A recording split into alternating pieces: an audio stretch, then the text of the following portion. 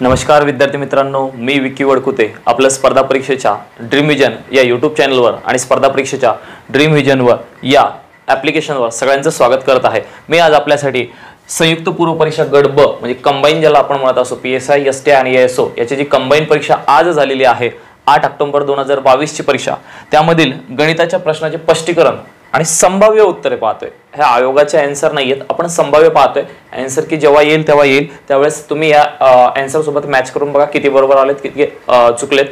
तसं तर 100% बरोबर सांगण्याचा प्रयत्न केलेला आहे, तर मला तर वाटतं सर्व जवळपास बरोबर असतील। पण आयोग काय आन्सर देतं, कारण आयोग हे सर्वोच्च न्यायालय आहे असं आपल्याला म्हणावं लागेल, म्हणून मग आयोग जे उत्तर देईल ते उत्तर असणार आहे। पण ही सगळे संभाव्य उत्तरे आहेत एवढं गृहीत धरा, ठीक। आणि माझ्याकडे जो सेट आहे मी त्या सेट मधले जे सांगतोय तो पेपर सेट आहे। पेपर सेट बी मधले मी संभाव्य उत्तर सांगण्याचा प्रयत्न करत आहे, ठीक। चला मग पाहूयात पहिला प्रश्न। पेपर सेट मध्ये आता आपल्याकडे काही डिजिटल बोर्ड नाही, व्हाईट बोर्डच आहे। व्हाईट बोर्ड आहे, थोडंसं नॉलेज आहे आणि तेच तुमच्यापर्यंत पोहोचवण्याचा प्रामाणिकपणे प्रयत्न चालू आहे। पण तुमच्यासाठी मी पूर्ण प्रामाणिकपणे प्रयत्न करेल की तुम्हाला व्हाईट बोर्ड म्हणजे डिजिटल बोर्ड सारखी फिलिंग येईल। त्यासाठी मी प्रश्न आपल्याला वर स्क्रीन मध्ये दिसत जाईल वरतून आलेला, फक्त तो बघत चला। आणि माझ्याकडे आहे, मी याच्यामध्ये पाहून तुम्हाला आन्सर एक्सप्लेन करत चलतो। चला मग पाहूयात प्रश्नाचे उत्तर काय काय असतील। माझ्याकडे जो सेट बी आहे त्या सेट बी मध्ये 86 ते 100 पर्यंतचे प्रश्न जे आहेत ते गणित व बुद्धिमत्तेचे होते। तर मी आता सोडवण्याचा प्रयत्न करतोय। पहिला प्रश्न पाहूयात आपण, 86 नंबरचा प्रश्न पहा। मग 86 नंबरचा प्रश्न आपल्या स्क्रीनवर वर दिसत असेल। त्याच्यामध्ये काय दिले, एका क्लब मध्ये 80 खेळाडू आहेत। म्हणजे काय म्हटले तर एकूण खेळाडू किती आहेत, 80 आहेत। एकूण 80 खेळाडू आहेत म्हटलंय, त्यातील 36 खेळाडू कबड्डी खेळतात। आता मी काय करतोय, वेन आकृतीच्या साह्यासारखं करतोय बघा। हे दोन सर्कल काढतोय, यामध्ये हे जे सर्कल असेल हे कबड्डी खेळणारे आहेत, ठीक, कबड्डी खेळणारे। आणि हे जे सर्कल असेल हे क्रिकेट खेळणारे असतील, क्रिकेट खेळणारे असेल। आणि हे जे खेळणारे आहेत हे दोन्ही खेळणारे आहेत। तर 86 नंबरच्या प्रश्नामध्ये काय म्हटलं होतं, प्रश्न क्रमांक 86 आहे हा सेट बी मधला, ठीक। नंतर 86 नंबरच्या प्रश्नात काय म्हटलंय की यातील 36 खेळाडू कबड्डी खेळतात, 48 खेळाडू क्रिकेट खेळतात, 12 खेळाडू कबड्डी व क्रिकेट खेळतात। 12 खेळाडू कबड्डी पण खेळतात क्रिकेट पण खेळतात, म्हणजे इथं 12 आले। आणि टोटल कबड्डी खेळणारे खेळाडू किती आहेत, 36। त्यातले हे 12, तर इकडे राहिले किती असतील, 24 झाले बघा। कबड्डी खेळणारे 36 आणि क्रिकेट खेळणारे किती आहेत म्हणले, 48। हे 12 आणि इकडे घ्यावं लागेल 36 आणि 12 क्रिकेट खेळणारे किती होतील, 48। कारण हे 12 खेळाडू कबड्डी पण खेळतात आणि क्रिकेट पण खेळतात असं आपल्याला म्हणावं लागेल, ठीक। मग याच्यावरून आपण फक्त एक एक्सपेक्ट काढले की कबड्डी खेळणारे 24 आहेत, क्रिकेट खेळणारे 36 आहेत आणि दोन्ही खेळणारे 12 आहेत। तर नेमके खेळ खेळणारे किती आहेत, तर यांची बेरीज करूयात बघा।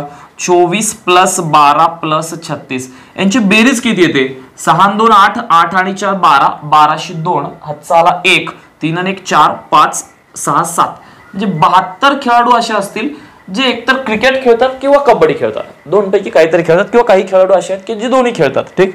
72 खेळाडू दोन्ही खेळणारे आहेत। पण आपल्याला 86 नंबरच्या प्रश्नात काय विचारलं, किती टक्के खेळाडू कबड्डी अथवा क्रिकेट खेळत नाहीत, किती टक्के म्हणले। आता एकूण खेळाडू 80 आहेत, त्यातले 72 खेळाडू असे आहेत जे काही ना काही कोणता ना कोणता खेळ खेळत असतात। इकडे काढतोय बघा, मग इकडे काढायचं तर मग मला असं म्हणावं लागेल 100% खेळाडू म्हणजे किती आहेत, 80 आहेत, कारण सर्व खेळाडू 80 आहेत। त्यातले 72% हे खेळ खेळणारे आहेत, खेळणारे। आता खेळणारे जर 72 असेल तर खेळ न खेळणारे किती असतील, 8। न खेळणारे किती आहेत, 8 आहेत। आणि आपल्याला न खेळणाऱ्याच पर्सेंटेज काढायचंय। 72 खेळणारे आहेत, 8 न खेळणारे आहेत, टोटल किती आहेत, 80। यांचं टक्केवारी काढायची आहे, म्हणून मी टक्केवारी मांडेल। इथे काय आन्सर येईल ते काढायचंय। तिरपा गुणाकार करूयात बघा, 100 × 8 भागिले किती, तर हे यांचा गुणाकार आहे, 80 खाली येतील भागाकारात। चला काटाकाटी करूयात, 0 0 कट, 8 8 कट, माझ्याकडे किती टक्के राहतील, 10% राहील। किती टक्के राहील, 10%। म्हणजे माझ्या 86 नंबरच्या प्रश्नाचा आन्सर किती येईल, 10%। आता मी एक्सप्लेन करतोय आणि पूर्ण प्रॉपर एक्सप्लेन करतोय, म्हणून थोडीशी स्टेप वाढली, पण काही विद्यार्थ्यांना तर याचं शॉर्टकट मध्ये फार लवकर आन्सर काढलेलं आहे, ठीक। अशा पद्धतीने 86 नंबरच्या प्रश्नाचा आन्सर किती यायला पाहिजे, 10%। जे आन्सर आले ते मी इकडे लिहून टाकतो, प्रश्न पण लिहितो बघा। 86 नंबरचा प्रश्न, त्याचा आन्सर आले किती, 10%। 10% म्हणजे ऑप्शन नंबर 3 ऑप्शन नंबर 3 किती टक्के? 10% हे असायला पाहिजे. ठीक. त्यानंतर आता पाहूयात आपण 87 नंबरचा प्रश्न आणि त्याचं काय आन्सर असेल तर पहा. मग 87 नंबरचा प्रश्न आपल्या स्क्रीनवर आला असेल. थोडासा मोठा प्रश्न आहे. एक सर्कल दिलेला आहे. त्या सर्कलमध्ये रेल्वे गाड्यांच्या प्रवाशाचं शेकडा प्रमाण दिलेलं आहे, वर्तुळखंडात दाखवलेला आहे बघा. आणि त्यातील प्रवाशांची एकूण संख्या किती आहे म्हणले बघा. प्रवाशांची एकूण संख्या 8500 आहे म्हणले. प्रवाशांची एकूण संख्या किती? 8500. व्यवस्थित बघा. या प्रश्नामध्ये असं आहे की या प्रश्नाचा आन्सर प्रॉपर निघणार नाही. ठीक. जवळपास आन्सर निघेल, आपण ते लिहून टाकूयात, पण याचा आन्सर प्रॉपर निघणार नाही आणि आयोग कदाचित हा प्रश्न कॅन्सल करू शकतो. 87 नंबरचा प्रश्न. का बरं? कारण बघूयात आता त्याचा आन्सर किती निघते. तर बघा एकूण प्रवासी किती आहेत? 8500 सर्व.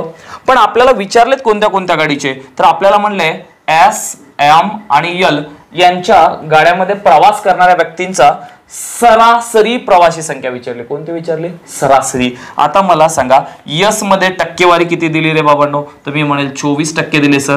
सर यम मध्ये किती दिले म्हणले तर 20% दिले सर. आणि यल मध्ये किती दिले म्हणले तर 15% दिले.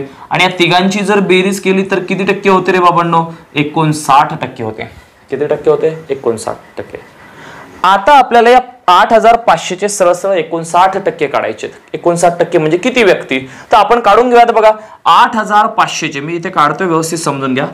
8500 चे 59% टक्के म्हणले की भागाकारा 100 करत असतो. हे 2 शून्य कटले, हे 2 शून्य कटले. जर मी या दोघांचा गुणाकार केला तर या दोघांचा गुणाकार येतो 5015. किती येतो? 5015. म्हणजे 5015 प्रवासी हे असे असतील की जे एस, एम आणि यल गाड्यांनी प्रवास करणारे आहेत. म्हणजे एस ने पण प्रवास करतात, एम ने पण करतात आणि यल ने पण करतात. तिघांच्या प्रवासाची बेरीज किती आहे? 5015. पण आपल्याला हे नाही विचारलं, आपल्याला विचारलंय सरासरी किती आहे त्यांची. मग सरासरी म्हणजे काय? तर त्यांची जी बेरीज आली ती बेरीज किती आले? 5015. ठीक. आणि किती प्रवाशांची विचारले? 1, 2 आणि 3 म्हणून एकूण संख्या. कारण सरासरीचा फॉर्म्युला असतो एकूण संख्यांची बेरीज भागीला एकूण संख्या. मग मी 3 ने जर याला भाग दिला, 3 ने जर भाग दिला तर माझं उत्तर येते 1671.5. एवढा आन्सर यायला पाहिजे. 1671.5. पण ऑप्शन मध्ये काही दिसत नाही, 1672 दिसतंय. म्हणून मग मी म्हणेल 87 नंबरचा जो प्रश्न आहे त्याचा ऑप्शन नंबर 3 आन्सर लिहायला पाहिजे. पण हे प्रॉपर आन्सर नाही. कदाचित आयोग हे आन्सर देईल आणि सेकंड किने हे आन्सर कॅन्सलही करू शकतो. तर त्यामुळं या प्रश्नाला एकदा व्यवस्थित बघा. हा प्रश्न आहे आपला किती नंबरचा? 87 नंबरचा. ग्रुप सेट बी नंबरच्या प्रश्नपत्रिकेतील हा 87 नंबरचा प्रश्न. ठीक. चला आन्सर हे यायला पाहिजे. जाऊयात पुढच्या प्रश्नाकडे. पुढचा प्रश्न काय म्हणतो पाहूयात. चला मग पाहूयात 88 नंबरचा प्रश्न काय म्हणतोय. वर आला असेल बघा तुमच्या स्क्रीन मध्ये. आगगाडीत बसून एक व्यक्ती इलेक्ट्रॉनिक खांबाची संख्या मोजत आहे. 2 खांबामधील अंतर 50 मीटर दिले. बघा 2 खांबामधील अंतर म्हणले म्हणजे हा पहिला खांब, हा दुसरा खांब आणि हा तिसरा खांब, यांच्यामध्ये 50 मीटरचं अंतर आहे. ठीक. यांच्यामध्ये पण 50 मीटरचं अंतर. असं चालत चालत चालत आपण किती खांब ओलांडत गेलो तर अंतर दोघांमध्ये 50 मीटरचं असणार. पण एक गोष्ट ऑब्झर्व करा, मी फक्त एकच खांब घेतला तर 0 मीटर होणार आणि 2 खांब घेतले तर 50. त्याच्यानंतर अजून एक ऍड केला तर 3 खांब झाले. पण 3 खांब झाले पण अंतर किती वेळेस मोजलं? 2च वेळेस. म्हणून जे आपला शेवटचा किंवा पहिला खांब असतो तो याच्यामधून वजा करायचा. मग माझ्याकडे एकूण खांबाची संख्या किती दिली आहे बघा. प्रश्नामध्ये खांबांची संख्या किती दिली आहे? खांबांची संख्या प्रश्नामध्ये खांबाची संख्या दिली आहे 5601. आपल्याला याच्यातून एक वजा करायचा, तो सुरुवातीचा. म्हणजे माझ्याकडे खांबाची संख्या किती गृहीत धरेल मी? 5600 एवढी गृहीत धरेल. खांबाची संख्या किती गृहीत धरेल? 5600. मग मला एवढं माहित आहे की 2 खांबामध्ये अंतर किती आहे? 50 मीटर. तर आपण यांचं अंतर काढून घेऊयात. पहिल्यांदा किती जाते तर 5600 गुणिला किती करा? 50 मीटर आहे. हे मीटर आहे म्हणून येणार उत्तर पण मीटर मध्ये येणार. चला गुणाकार करूयात. हा 0 जशास तसा, हे 2 शून्य जशास तसे. 5 क 30, 30 शी 0, हातचे आले 3, 5 5 25, 25 आणि 3 28. म्हणजे 2,80,000 हे कशामध्ये येईल? मीटर मध्ये. 2,80,000 मीटर एवढं अंतर असणार. आता पहिल्यांदा याचं रूपांतर आपण किलोमीटर मध्ये करू. का बरं? कारण आपल्याला ताशी वेग दिलाय आणि वेग किती आहे म्हणले? 40 किलोमीटर हा ताशी वेग आहे म्हणले. जर मी याचं रूपांतर केलं तर मला सांगा 2,80,000 मीटरचं रूपांतर करण्यासाठी मला याला कशाने भाग द्यावा लागेल? 1000 मीटरने भाग द्यावा लागेल. सॉरी 1000 मीटरनेच करू, कारण एका किलोमीटरमध्ये किती मीटर असतं 1000 मीटर. काटाकाटी करत हे 3 शून्य कटले, हे 3 शून्य कटले, म्हणजे माझ्याकडं 280 किलोमीटर अंतर आले. किती आलं अंतर 280 किलोमीटर. आता हे 280 किलोमीटर अंतर पार करायचंय, पण प्रत्येक तासाला किती जातोय 40 किलोमीटर. एका तासात 40, पुन्हा एका तासात 40, पुन्हा एका तासात 40. तर मला सांगा लागणारा वेळ बरोबर अंतर भागीला वेग आहे. तर अंतर आहे आपलं 280 किलोमीटर मध्ये आहे आणि वेळ दिलाय सॉरी वेग दिलाय किलोमीटर पर आवर. हे करायचं काम नाही, डायरेक्ट भाग देऊन टाका. मग भाग देईल 0 0 कटला 4 1 4 4 7 28. म्हणजे माझं फायनल आन्सर असणार आहे किती तास लागतील 7 तास लागतील. म्हणजे आपला 88 नंबरचा जो प्रश्न आहे या 88 नंबरच्या प्रश्नाचा आन्सर काय यायला पाहिजे 1 नंबर 7 तास हे आन्सर यायला पाहिजे. ठीक, आशा करतो तुम्हाला चांगल्या प्रकारे जमलं असेल. समजून सांगतोय आणि पूर्ण प्रॉपर कन्सेप्च्युअल समजून सांगतोय, पूर्ण कन्सेप्ट समजल्याच पाहिजे त्या पद्धतीने सांगतोय. तर लक्षात राहू द्या, अशा पद्धतीने आपला आन्सर 7 तास यायला पाहिजे. ठीक, बघा त्यानंतरचा प्रश्न 89 नंबरचा प्रश्न. यामध्ये आपल्याला थोडंसं डिस्क्रिप्शन दिलं आणि खाली 3 विधान दिलेले आहेत. बघा त्याचा आन्सर कसं येईल. तर पहा, मग तुमच्याकडे 89 नंबरचा प्रश्न तुमच्या समोर दिसत असेल. काय म्हणले, आंब्याचे झाड पेरू व लिंबूच्या झाडाच्या मध्ये आहे. कोणाचं झाड म्हणलंय आंब्याचे झाड. हे बघा लिहून टाकले, आंब्याचे झाड पेरू व कोणाच्या मध्ये आहे लिंबूच्या मध्ये. एकदा लिहून टाकले बघा, आंब्याचं झाड पेरू व लिंबूच्या मध्ये आहे. लिंबू इकडूनही असू शकतो, इकडूनही असू शकतो, पण आपण टेम्पररी असं गृहीत धरत. पुढे काय म्हणले, पपईचे झाड लिंबूच्या झाडाजवळ आहे. म्हणजे इथं पपईचं असणार आहे, लिंबूच्या झाडाजवळ आहे पपईचं झाड. बघा जवळ जवळ लिहिले. नंतर पुढे काय म्हणले, पण आंब्याच्या व पेरूच्या जवळ नाही. म्हणजे यांच्या दोघांच्या जवळ नाही, म्हणजे दूरच आहे. बघा ठीक. पुढे काय दिले, पपईच्या उजवीकडे नारळाचं झाड आहे. इकडे कोणाचं झाड आहे नारळाचे झाड आहे. पण पेरूच्या झाडाच्या डावीकडे कोणतेच झाड नाही. पेरूच्या डावीकडे कोणतंच झाड नाही आणि आपण कोणतं लिहिलंही नाही. म्हणजे आपण जी ही रचना केली ही रचना बरोबर आहे. आता पुढे काय म्हणलंय बघा, पहिलं विधान काय म्हणतंय. पहिलं विधान म्हणतंय लिंबूचे झाड पपई आणि आंब्याच्या झाडाच्या मध्ये आहे. लिंबूचे झाड पपई आणि आंब्याच्या झाडाच्या मध्ये आहे. हो दिसतंय, म्हणून पहिलं काय आहे बरोबर आहे. दुसरं काय म्हणतंय, पपईचे झाड, कोणतं झाड पपईचं झाड नारळ आणि लिंबूच्या मध्ये आहे असं म्हटलंय, म्हणून दुसरं विधान पण कसं आहे बरोबर आहे. आणि तिसरं काय म्हणते, पपईचे झाड नारळाच्या झाडाजवळ आहे. पपईचे झाड नारळाच्या झाडाजवळ आहे, म्हणून तिसरं बरोबर दिसतंय. म्हणून या 89 नंबरच्या प्रश्नाचा आन्सर काय यायला पाहिजे, तर तिन्ही विधान बरोबर यायला पाहिजे. तिन्ही विधान बरोबर, विधान कशा आहेत बरोबर. म्हणून आमचं ऑप्शन नंबर किती येईल, तर ऑप्शन नंबर 4 यायला पाहिजे. ऑप्शन नंबर 4 हे माझा आन्सर असायला पाहिजे. मग 89 नंबरच्या प्रश्नाचा आन्सर या 4 नंबरचा आन्सर यायला पाहिजे. अरे राहील सर्वांना लक्षात, यायलाच पाहिजे. ठीक, बघा आता इकडे पुढचा 90 नंबरचा प्रश्न पाहूयात.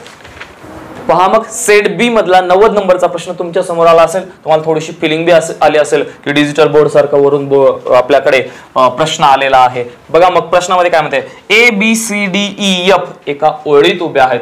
ज्यावेळेस त्यांचं तोंड दिलेलं नसतं कोणत्या दिशेला आहे, तर असं गृहीत धरायचं त्यांचं तोंड कोणत्या दिशेला असतं, उत्तर दिशेला असतं असं गृहीत धरायचं. पुढे काय म्हटलं बघा, बी हा F आणि D च्या मध्ये उभा आहे.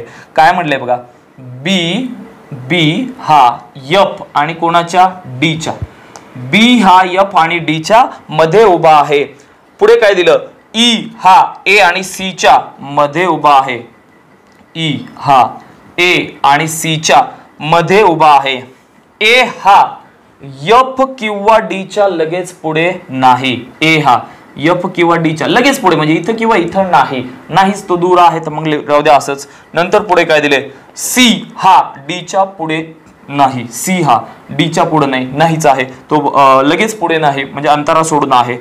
F हा कोणत्या जोडीच्या मध्ये आहे, F कुठं दिसतोय बघा, तर F दिसतोय मला B आणि C च्या मध्ये. तर माझा आन्सर येणार B आणि C च्या मध्ये. माझा 90 नंबरचा प्रश्न आहे, त्याचा आन्सर येणार आहे ऑप्शन नंबर 4. कोणतं येणार आहे, B आणि C हे आन्सर यायला पाहिजे ऑप्शन नंबर 4. सर्वांना यायला पाहिजे आणि जमलं पाहिजे, म्हणजे जमलंच पाहिजे. ठीक, चला पाहूयात त्यानंतरचा 91 नंबरचा प्रश्न. पहा, मग 91 नंबरचा प्रश्न तुम्हाला इथे दिसत असेल. प्रश्न असा आहे, या आकृतीमध्ये प्रश्नचिन्हाच्या जागी कोणती संख्या येईल आणि त्याचे ऑप्शन इकडे लिहून टाकतो बघा. पहिलं ऑप्शन दिलं 116, दुसरा ऑप्शन आहे 111, तिसरा ऑप्शन आहे 114 आणि चौथा ऑप्शन दिलंय 112. ठीक, आता याचा आन्सर काढायचं कसं व्यवस्थित समजून घ्या. या आकृतीत ज्या वरच्या संख्या दिल्यात 12 आणि 18 दिसतंय सर्वांना, 12 आणि 18.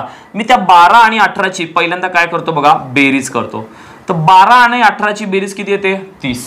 ठीक सर, बेरीज 30 आली, या 30 ची दुप्पट करतोय, दुप्पट किती आले 60, आणि या 60 मधून मी वजा किती करतोय 5 करतोय, म्हणजे माझा आन्सर किती यायला पाहिजे 55. प्रॉपर लिहून देतोय म्हणून 3 स्टेप मध्ये लिहिलं, नाही तर लगेच कळायला पाहिजे. 12 आणि 18 ची बेरीज किती 30, 30 ची दुप्पट 60 आणि 60 मधून 5 गेले राहिले किती 55. कॉन्स्टंट लक्षात राहू दे, इथं 2 आणि इथं -5 हेच करायचं आहे. बघा पुढे करूयात. ते पलीकडे दिले का 22 आणि 20, त्याच्या बाबतीत विचार करा. इथे कळते बघा, 22 + 20 दोघांची बेरीज किती होते 42. सेम चालू द्या पुढे, 42 × 2 किती होतात 84, आणि 84 वजा किती करायचे -5 किती येतात 79, आणि आपल्याला त्याच्यामध्ये किती दिले बघा 79च दिले. ठीक, त्यानंतर बघा पुढचं, बघा पुढचं खालचं, बघा खालचं 12 आणि 13. ठीक, तर 12 + 13 दोघांची बेरीज किती येते 25, आणि 25 × 2 किती होतात 50, आणि 50 वजा 5 किती होतात 45. बघा खालून बघा 45च दिलेला आहे, 45च. ठीक, त्यानंतर आता काढायचं आन्सर. आन्सर इकडे आहे, संख्या दिल्यात 40 + 18 ह्या संख्या दिलेल्या आहेत आपल्याला, आणि 40 मधून 40 आणि 18 दोघांची बेरीज केली तर 50 आणि 58, 58 × 2 केलं तर 2 16 6 116 आन्सर येत आहे. किती येत आहे 116, आणि या 116 मधून वजा किती करायचे रे बाबांनो, तर 5 करायचे. 116 तून 5 गेले, राहतात किती 111, आणि माझं फायनल आन्सर किती असायला पाहिजे 111 असायला पाहिजे. म्हणजे माझा सेट बी मधला 91 नंबरचा जो प्रश्न आहे त्याचा आन्सर यायला पाहिजे ऑप्शन नंबर 2. किती आहे 111 आहे, आणि कसं आहे तर हे तुमच्या समोर लिहिलेलं आहे. ठीक, पाहून घ्या, ऑप्शन नंबर 2 आन्सर यायला पाहिजे 91 नंबरच्या प्रश्नाचा. ठीक, प्रश्न आहे चांगला, बढिया प्रश्न होता. बऱ्याच विद्यार्थ्यांना जमला नसेल आणि काही जणांना जमला असेल तर लवकर लॉजिक लागला असेल. ठीक, चला जाऊयात पुढच्या प्रश्नाकडे, 92 नंबरच्या प्रश्नाकडे. चला 92 नंबरचा प्रश्न तुम्हाला दिसत असेल, फार मोठा प्रश्न आहे. मी याला थोडंसं शॉर्ट मध्ये सांगतो, म्हणजे कॅल्क्युलेशन डायरेक्ट आन्सर सांगून देतो की कसं कसं असणार आहे, तर पण कन्सेप्ट समजून सांगतो. बघा प्रश्न काय म्हणतो, एका शाळेतील इयत्ता 9वीच्या विद्यार्थ्यात ABCD या 4 तुकड्या आहेत. खाली दिलेल्या तक्त्यात 6 माई वार्षिक परीक्षेचा निकाल दर्शवला आहे. ठीक, आणि आपल्याला विचारले तर वार्षिक परीक्षेत कोणत्या तुकडीत पास होणाऱ्याचे प्रमाण सर्वात जास्त असेल. बघा 4 तुकड्या दिल्यात, A दिली आहे, नंतर B आहे, नंतर C आहे, आणि नंतर कोणते आहे D. ठीक, आता A तुकडीचे एकूण विद्यार्थ्यांची जर बेरीज केली तर तक्ता दिसते ना, तर तक्त्यातील एकूणची जर बेरीज केली तर एकूण विद्यार्थी असतील 110. ठीक, B मध्ये पण एकूण विद्यार्थी असतील 110, C मध्ये एकूण विद्यार्थी असतील 90, आणि D मध्ये एकूण विद्यार्थी असतील 120. हे एकूण विद्यार्थ्यांची बेरीज केली. आता आपल्याला म्हणले वार्षिक परीक्षेत पास होणारे, तर त्यामधील दुसऱ्या नंबरचं जे सेंटेन्स आहे, दुसऱ्या नंबरचं निकालामध्ये दिले ना, दुसऱ्या नंबरचं 6 माही परीक्षेत अनुत्तीर्ण परंतु वार्षिक परीक्षेत उत्तीर्ण होणारे विद्यार्थी, त्या संख्या, आणि खालचं एकदम शेवटचं दोन्ही परीक्षेत उत्तीर्ण होणारे विद्यार्थी, या दोघांची बेरीज करायची. दोघांची काय करायची बेरीज. त्या दोघांची जर बेरीज केली तर हे तर आपले आलेत एकूण विद्यार्थी. ठीक, आणि हे पास होणारे पण कोणत्या परीक्षेत वार्षिक परीक्षेत, दोघांची जर बेरीज केली तर बघा A तुकडीतील 14 आणि 64, 14 आणि 64 ची बेरीज किती येते 78 येते. ठीक, A तुकडीतील 78. त्यानंतर B तुकडीतील कोणाकोणाची 13 आणि 55 ची बेरीज किती येईल 68 येईल. त्यानंतर C तुकडीतील 18 आणि 46 ची बेरीज करायची, त्यांची बेरीज येईल 64 बेरीज येईल. त्यानंतर D तुकडीतील 18 आणि 70 ची बेरीज करायची, त्यांची येईल 88.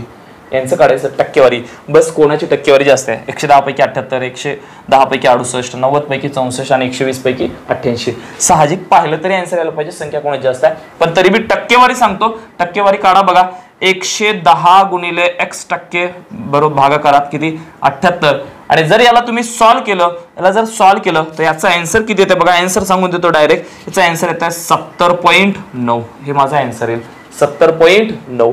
नंतर पुढे याचं जर मी सॉल्व्ह केलं तर डायरेक्ट सांगून देतो, माझा आन्सर येत आहे 61.87 च्या जवळ येणार आहे. याला जर सॉल्व्ह केलं तर माझा आन्सर येईल 71.11, आणि याला जर सॉल्व्ह केलं तर माझा आन्सर येईल 73. 33 एवढे टक्के येत आहे. आणि कोणते जास्त आहे 70 61 71 73 तर जास्त कोणते आहेत तर हे 73% जास्त आहे. म्हणून माझ्या त्या तुकडीचा आन्सर लावावा लागेल डी तुकडीतील विद्यार्थ्यांचं वार्षिक परीक्षेत पास होणाऱ्याचं प्रमाण कसं आहे जास्त. म्हणून मी ऑप्शन नंबर 3 लिहिल कारण डी हा कोणत्या पर्यायामध्ये दिलाय ऑप्शन नंबर 3 मध्ये. म्हणजे माझा अफसल ऑप्शन कोणतं चॉईस करणार आहे मी तर 3 नंबरचं ऑप्शन ज्यामध्ये डी लिहिलेलं आहे असं मी ऑप्शन चॉईस करणार आहे. तर 92 नंबरच्या प्रश्नाचा आन्सर यायला पाहिजे ऑप्शन नंबर 3. ठीक जमलं पाहिजे आणि जमलंच पाहिजे. जाऊयात पुढच्या प्रश्नाकडे 93 नंबरच्या प्रश्नाकडे. पहा मग इथून पुढचे सर्व प्रश्न जवळपास सोपेच होते 100 पर्यंतचे. 93 नंबरचा प्रश्न तुमच्या स्क्रीनवर दिसत असेल. काय म्हणले एका सांकेतिक भाषेत RED रेड म्हणजे किती दिले 9 आणि ब्ल्यू म्हणजे किती दिले BLUE ब्ल्यू म्हणजे किती दिले तर 10 आणि त्यानंतर व्हाईटचा संबंध काढायचा आहे WHITE. एक काम करायचं पहिल्यांदा यांचे क्रमांक लिहून टाका. तर R चा क्रमांक आहे 18 E चा क्रमांक आहे 5 आणि D चा क्रमांक आहे 4. यांची करा बेरीज 18 आणि 4 22 आणि 5 27 आले सर पण तुम्ही तर 9 दिले इथं. मग मी म्हणेल यांची बेरीज जरी 27 आली असेल तर या 27 ला कशाने भाग द्या 3 ने भाग द्या. का बरं कारण अक्षर किती आहेत 3 अक्षर आहे म्हणून 3 ने भाग दिला तर भागाकार किती येतो 9 येतो असं गृहीत धरलं आपण. सेम प्रोसेस इकडे करा. बी चा क्रमांक किती आहे 2 L चा क्रमांक 12 U चा क्रमांक 21 आणि E चा क्रमांक 5. बेरीज करा बघा 12 आणि 2 14 14 आणि 21 झाले 35 35 आणि 5 झाले 40.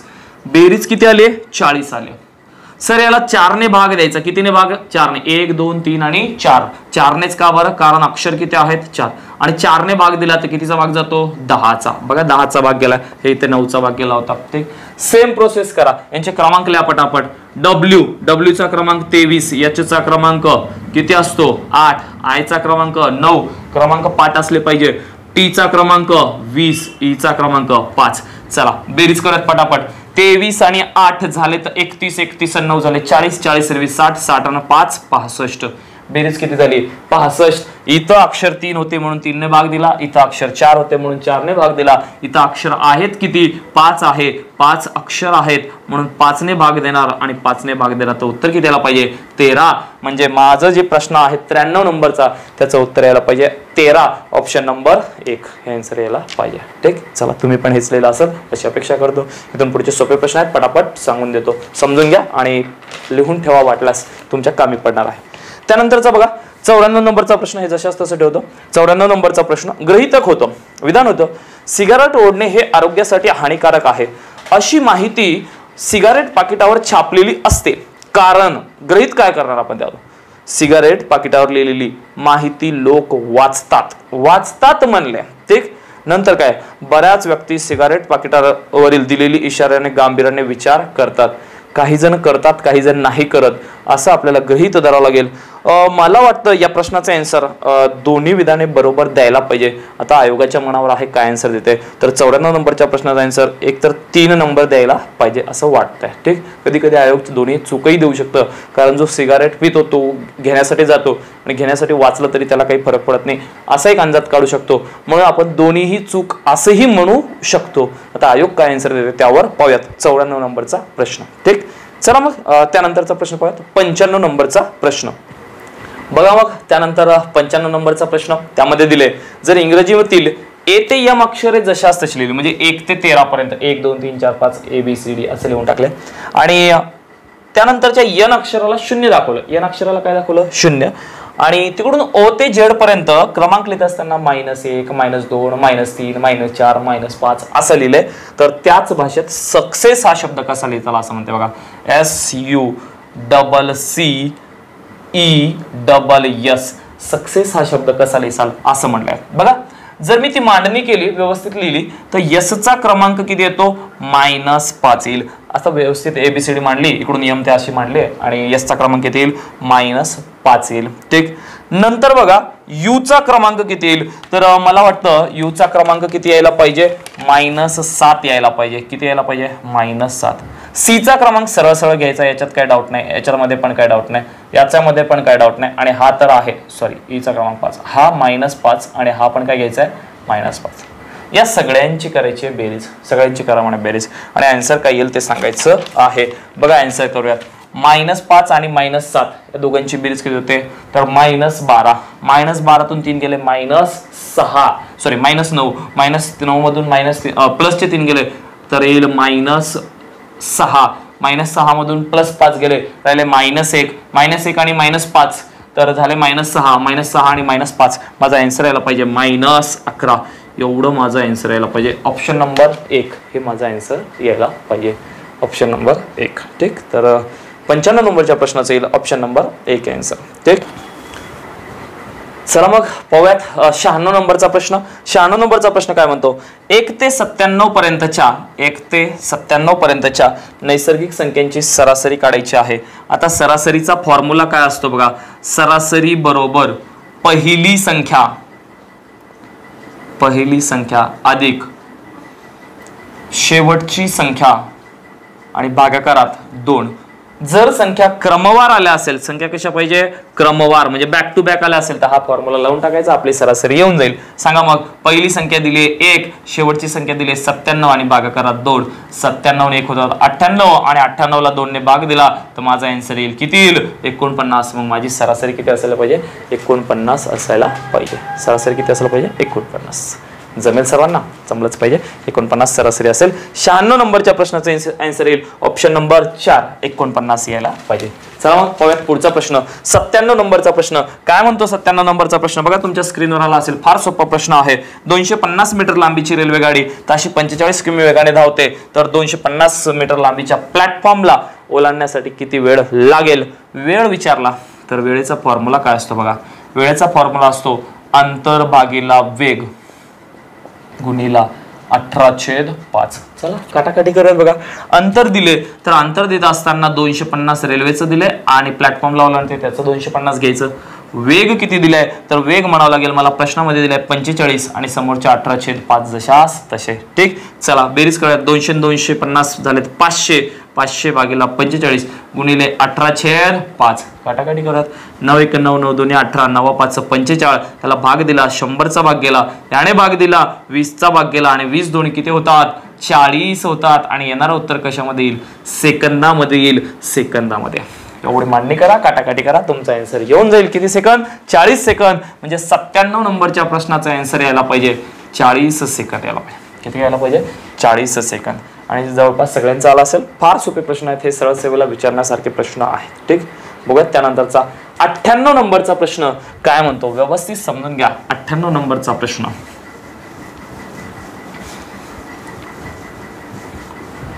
पहा. मग 98 नंबरचा प्रश्न काय म्हणतोय तर ए आणि बी एक काम एकत्रितपणे 15 दिवसात करतात. मी म्हणेल ए बी आणि ए व बी दोघं मिळून एक काम किती दिवसात करतात म्हणले 15 दिवसात. अरे बाबांनो हे झाले दिवसांची संख्या लिहितो व्यवस्थित समजून घ्या. आणि त्यानंतर म्हणले बी तेच काम एकटा 20 दिवसात करतो. किती दिवसात 20 दिवसात. ठीक. तर एकटा ते एकटा ए काम किती दिवसात करेल. बघा ज्यावेळेस असा प्रश्न येईल या तिघांचा लसावी काढायचा असतो. ठीक. चला मग पाहिला आम्ही 15 आणि 20चा लसावी किती असेल तर 60. जो एलसीएम काढला त्याला लसावी म्हणतो ते आपलं एकूण काम असतं. काय असतं एकूण काम असतं. म्हणजे 60 काम करायचे असं गृहीत धरूयात. 60 रुपये जमा करायचे 60 गड्डे खोदायचे असं काहीतरी गृहीत धरूयात. ठीक. चला मग भाग द्या.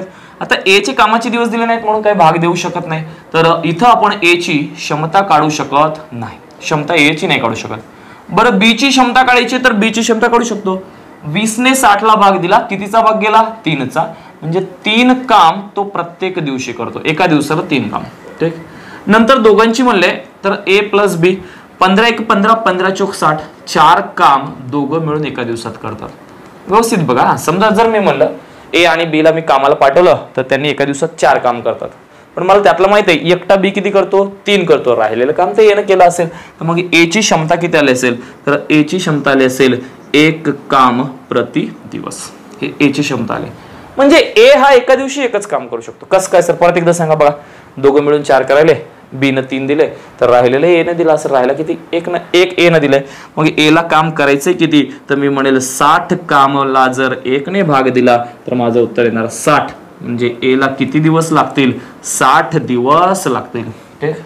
सर तुम्ही एवढी स्टेप काढा सांगितली, आमच्याकडे ते सोपा आहे, गुणाकार वजाबाकी बेरीज करून झालं की झालं, पण ते सोप्यासाठी लागू होतं, हे सगळीकडे लागू होतं, सोपं येऊ द्या अवघड येऊ द्या, ही स्टेप कामी पडते, म्हणून मी तुम्हाला ही स्टेप सांगत आहे. ठीक, बघा मग या प्रश्नाचा आन्सर येणार आहे 60 नंबरचा, 60 नंबर ऑप्शन नंबर 1. 98 नंबरचा प्रश्न आहे हा, त्याचा आन्सर यायला पाहिजे ऑप्शन नंबर 1.